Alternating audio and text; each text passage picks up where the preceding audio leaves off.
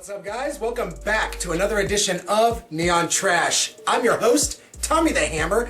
Tonight we're going to be talking about the horror resurgence of the early 2000s. More importantly, the 8 Films to Die For, or the After Dark Horror Fest. After the 1990s transitioned into the 2000s, there was this resurgence in horror. And I'm not just talking about the genre itself, I'm talking about balls to the walls, down and dirty, super gritty horror. This one we're going to be checking out is called Ritual. It was released in 2012, so this is well after the 8 Films to Die For, or the After Dark Horror Fest, really kind of started in the mid-2000s, and it was kind of tapering off by here.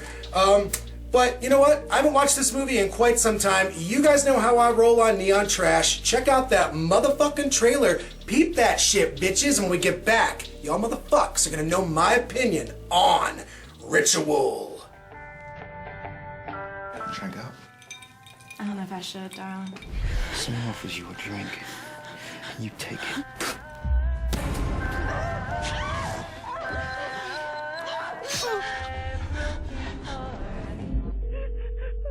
Hello? Todd, something happened. Where are you? This is real bad. Who is he? I don't know. Now let's see what your boy here was up to.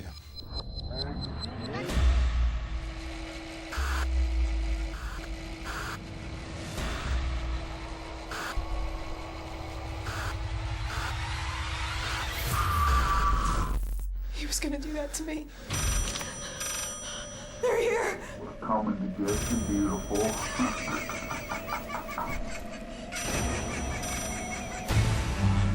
To face our good Lord's wrath, 'cause I've been walking down the wrong path.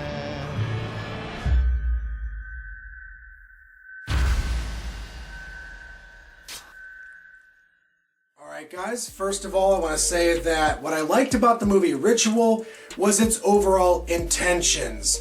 The director really kind of taps into that dark and brooding vibe of the 1970s and the 1980s exploitation films. You got this woman named Lovely, a southern girl who's very attractive, and then you've got this man named Tom who's infatuated with her. Unfortunately, we're not really given a lot of details of these two characters. Ritual is one of those movies that takes the viewer and kind of plunks them right down in the middle of the mayhem. You know, you don't really need to know all the details. You don't need a lot of characterization to kind of be thrusted into a chaotic situation and then get wrapped up into it, because that's how life is, guys. Sometimes at work, or with your friends, or your family, or out in public, you're thrown for a curveball. You're thrown into a situation that you had no idea you'd be involved in, and you gotta improv. Well, that's what these types of movies do, is it takes the audience and improv, motherfuckers!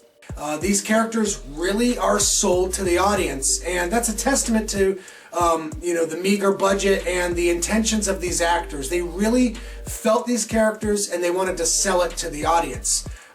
Another thing that I liked about Ritual in terms of the atmosphere was the overall music. This movie definitely borrows from that whole kind of inner city, grimy, drive-in movie theater vibe, and it's awesome because of that. It takes place on Halloween, and you've got these brooding, creepy characters wearing skull masks and pitch black trench coats. I love that simplicity. I love that throwback to the whole satanic panic of the 1970s.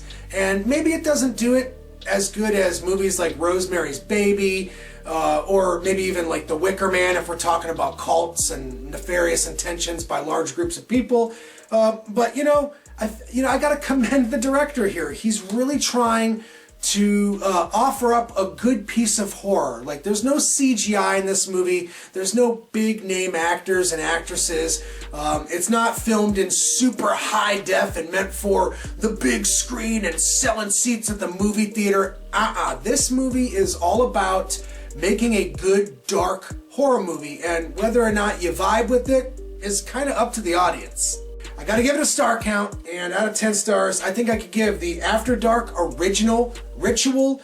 It's not the best, it's not the worst. I'm gonna go with a flat 7, almost a 6.5. The movie's not perfect, and there's definitely some slower moments, or as some people would say, wheel spinning. But when it does strike, and it does hit that right note, I mean, it's successful. And there's a scene in the middle of the movie that really kind of captures the viewer with a lot of creepy characters, a lot of good dialogue, and a lot of visceral violence. So with all that being said, guys, I hope I've been informative. Until the next time, tune in to Neon Motherfucking Trash.